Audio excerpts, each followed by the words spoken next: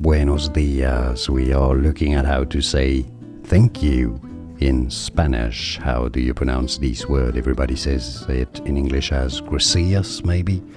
That's not exactly that. We'll be looking at how to say more Spanish vocabulary too that too many people mispronounce, so stay tuned. Gracias.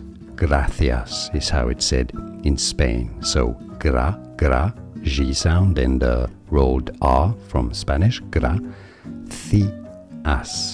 So in Spain at least, the C is pronounced like TH here. So the th sound and then the as sound.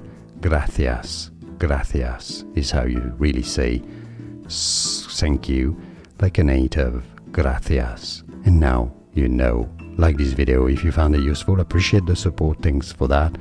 Let me know in the comments if that was clear or less. Let me know. And more videos for you here to learn more. Thank you.